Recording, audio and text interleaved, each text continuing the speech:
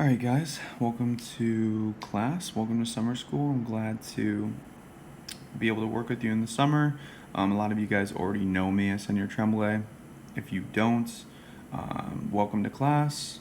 I've been working with prep for 4 years, so I just wanted to say welcome, and I hope you guys have a good experience. So today we're going to go into Preterite versus the Imperfect. It's probably going to be your most difficult task this summer, so that's why I'm trying to get it over with at first, and I kind of wanted to go over like what you have this week. So today or this week we're going to start off with the Preterite versus the Imperfect, okay? And the first part we're basically going to go into the Preterite uses, so that would be today, and then we're going to go into the imperfect uses. That's going to be tomorrow. And then the third day, we're going to go into both together, okay? So, Preterite versus the Imperfect, it's weird because they are two tenses used for the past, and we don't have that in English, okay? So, bueno. Yeah, it's interesting. In English, we don't have two uses of the preterite. We only have one. We only use the past tense, but in Spanish, we're going to use the past tense in two ways. One for habitual actions, which would be in the imperfect, and then one for actions that happen once or completed actions in the past, which would be the preterite. Okay? So after the third day, we're going to go into our next topic. So before we get into this, I'm just going to go over the imperfect with you. The imperfect, this is a basic review. It has two different endings. We have AR verb endings and ER and IR verb endings. You should have done this with Senior Whalen, but it's pretty simple either way. So for AR endings, you have ABA, ABAS, ABA, ABAMOS, ABAIS, and ABAN. And you're going to have an accent over the A. For ER endings, you're going to have IA, IAS, IA, IAMOS, IAIS, IAN, and you see that there's an accent over every single one of those I's. So there's a couple things that we want to be able to focus on that are that make the tense easier, I would say. But all you do is you drop the endings, the AR, ER, IR endings from your verb, and then you're going to add your imperfect endings to those. Okay? So drop endings, add corresponding endings. There's a couple things that make the imperfect tense easier as well. And I'll go over those in a second. Okay? So you're not going to have anything like your stem change or spell change. So they do not have any stem change. No E to IEs, no E to Is or O to Us or O to UEs, okay? They do not have any spell change.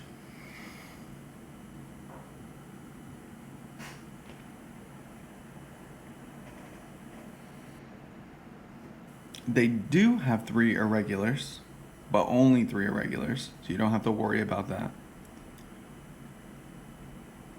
And those three irregulars are going to be ear, ser, and ver.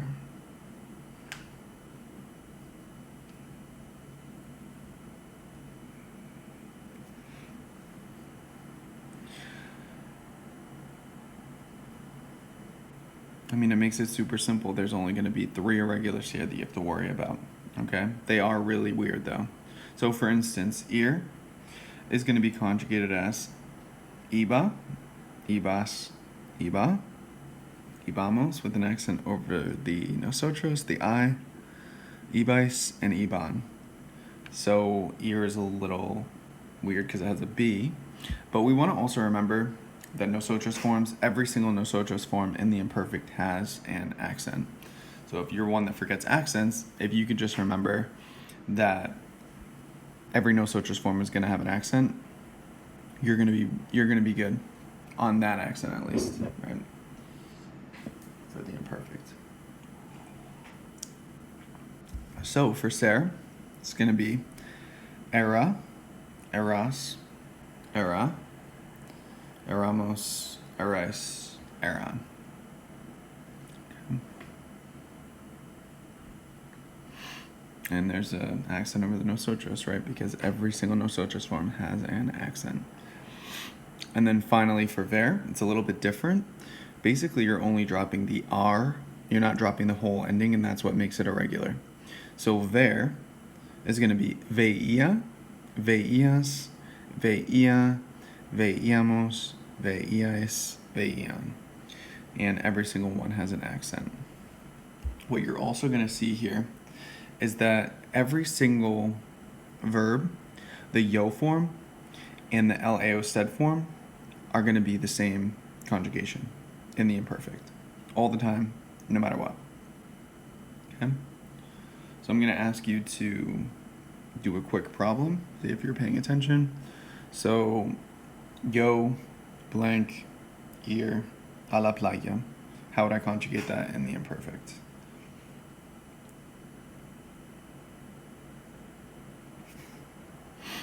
Yo iba. Muy bien. So from here on, we're going to go into our Schoology. If you want to, you can write along with this PDF that I have, okay? So you're going to go to Schoology, your homepage first, and then onto Schoology. Click on your class. It should be Foundations of Spanish. Go into week 3. And then we're going to pull up this PDF. Preterite versus the imperfect. Some funny memes. Ha ha ha. They are actually pretty funny. I mean, I think so. But I'm also a teacher. Ha ha ha. So funny. Alright, cool. Cringy. Alrighty. So basically, here we go. There's going to be 2 memes here. But before we get into them, I kind of wanted to explain a little bit about the preterite versus the imperfect. So with the preterite, okay, you're going to be talking about completed actions, okay? There's 2 past tenses, like I've said before. And an example of that would be like, I went to the store and I was running, okay? These are just the past tenses, right? I went to the store is completed, I was running was ongoing. So imperfect tenses are going to be something that's going to be not completed. Habitual preterite is going to be something completed. So, te amo dijeron, and juntos por siempre dijeron. And then había un gallo que me despertaba a las 5 por la mañana. Había. So on the left you have dijeron, on the right you have había. Había is in the imperfect, dijeron is in the preterite, if you realize that. So te amo dijeron means I love you, they said. Juntos por siempre dijeron. Together forever, they said. Ha ha ha. Right? It's kind of funny because you have all of these names crossed out. I love you, they said. Together forever, they said. Ha ha ha. And then the second part, it's había un gallo que me despertaba a las 5 por la mañana. There was a rooster that woke me up at 5 o'clock a.m. There was a rooster. And she's eating the rooster. Do you get it? Okay, so basically on the left side where you have te amo dijeron, they said is a completed action, right? So if I say they said something, it's completed. I mean, they said it. They weren't like saying it habitually. I mean, if they were, then it would be in the imperfect. But on the right side, había un gallo is like there was a rooster. There's no like beginning and end time of that rooster. We're not like quantifying his life. We're just saying there was a rooster. So there's no beginning and end. So therefore it's going to be in the imperfect. So that's basically what we have to do is we have to decide, is it going to be the preterite? Is it going to be the imperfect? Okay. Alrighty, so we're going to go down, this is a do now just to practice on our conjugations. So you can go to ir and ser, and you're going to conjugate ir for preterite and the imperfect for ella, and ser for the preterite and the imperfect for yo. And then you can keep going. Hacer and dar is going to be for nosotros and ella.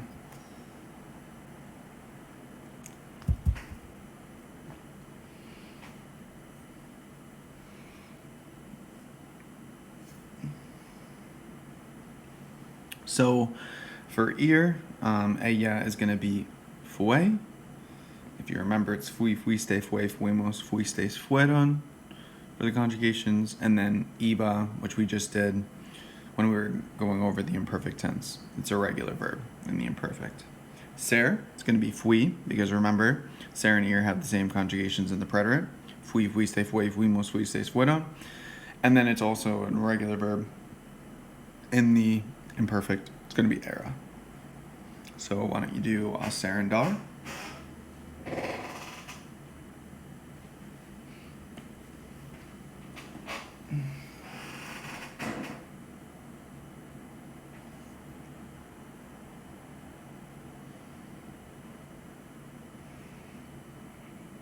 Now, hacer in the preterite, if you remember, it's going to be irregular, okay?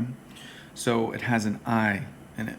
It's hicimos, which is a little weird, but it's an irregular verb in the preterite.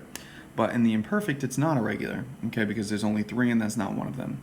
So it's just hacía.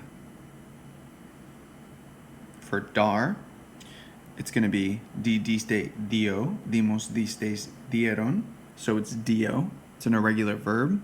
You probably have heard that with ver. That's how teachers typically put them together because they have the same endings. Di, diste, dio, dimos, distes, dieron, and vi, viste, vio, vimos, vistes, vieron. And then you have dar in the imperfect, which is kind of funny. It's daba, right? Because you have aba endings for the imperfect. Cool, let's do pagar, pedir.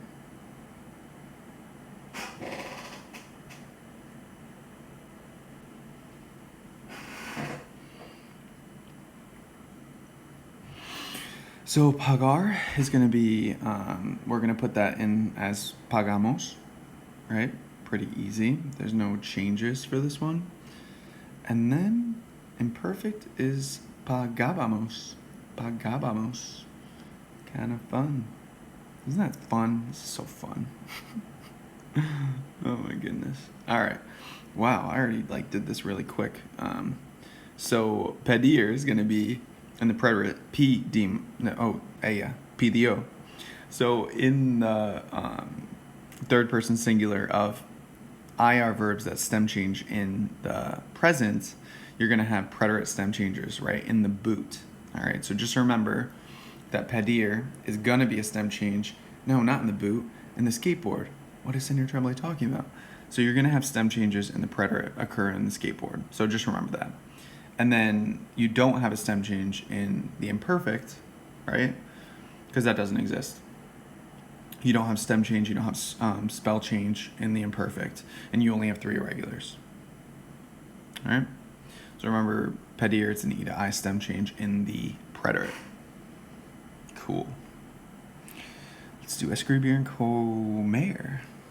Yeah, see, skateboard. There you go.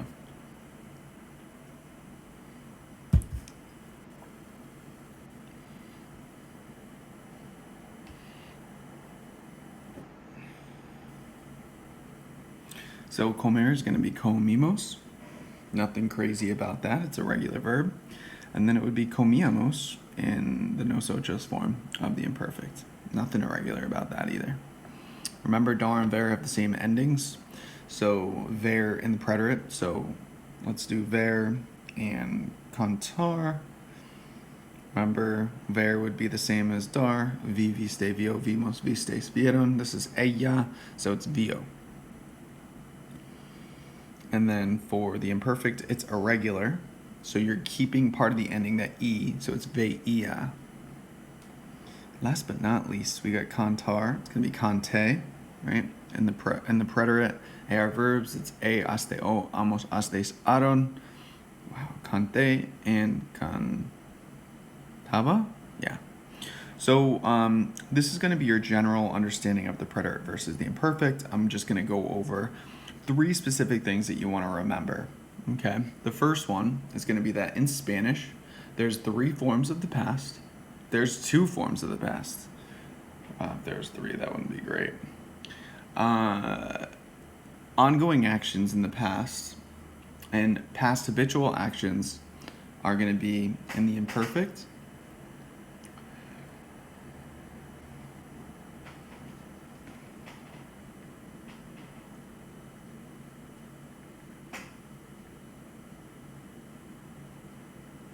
And then the third one is going to be completed past actions is the preterite.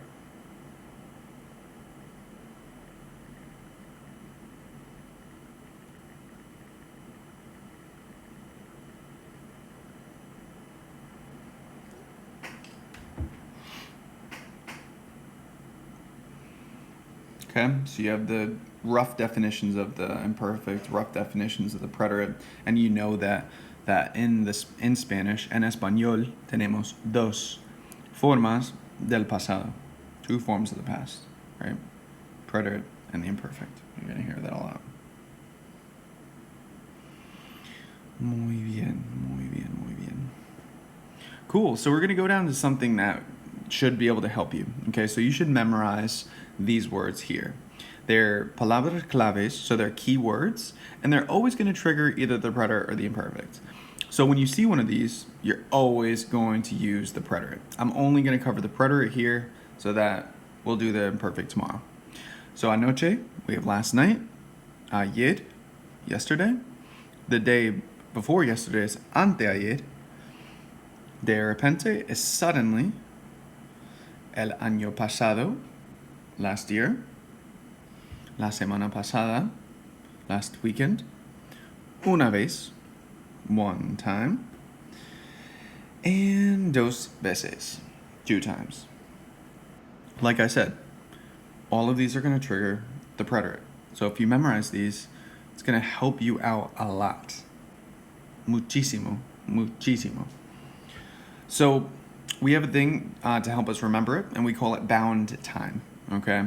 So not all of these are considered bound times, but most of them are, okay? And what I mean by bound times is I mean that it can't change its time in the past. So if I said ayer, for instance, yesterday, then it couldn't have happened 2 days ago. That's impossible, right?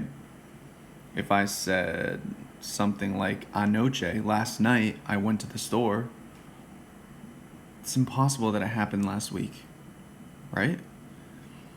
If I said el año pasado, for instance, last year, like someone maybe passed away, it didn't happen 2 years ago, right? Did it? So think to yourself, if it's a bound time, then you know that it's completed, and we know that with completed actions, it's going to be in the preterite.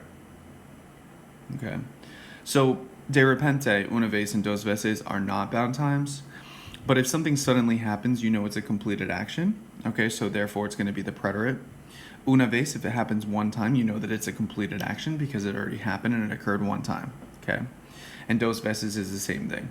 If it happened 2 times, it didn't happen 3. It's impossible to happen 3 because you're saying 2. Okay, so in that case, for instance, if I said every day, that doesn't give a time quantity to it. So therefore, it wouldn't be the preterite. Okay, so I want you to go down here, and I just want you to identify which ones are going to be in or the bound times or the key palabras claves below.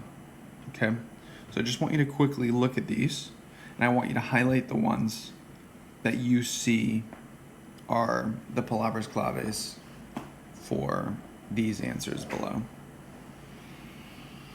Let's take a look at these. Ayer is definitely one of them. We got la semana pasada, anoche, anteayer, dos veces, not muchas veces, definitely not. Erase that. Siempre is not one either. Good. Una vez, definitely. And then I missed one up top, el año pasado. That's one I missed. All right, so then last thing. Okay, we're going to skip the uses of the imperfect. We're doing that tomorrow. We are going to go over the uses of the preterite, though. Okay, so this is the acronym that I use. It's called Simba. You got his ears right there. Awesome, Simba. I'm going to go over the uses and then I'm going to kind of finish that up tomorrow. So the S is series of past actions. So this is where you'll have like commas and you'll say this happened, that happened. An interrupted action, that's like de repente, suddenly, something interrupted something else. M is multiple or singular bound times. We already did that one, which is good. All right, I gave you your bound times. B is beginning or end. All right, I'll give you specific verbs that work with that. And then A is arrival and departure. There's specific verbs that go with this one as well. So I'll be going into that later, tomorrow. Mañana. Mañana por la mañana. Cool.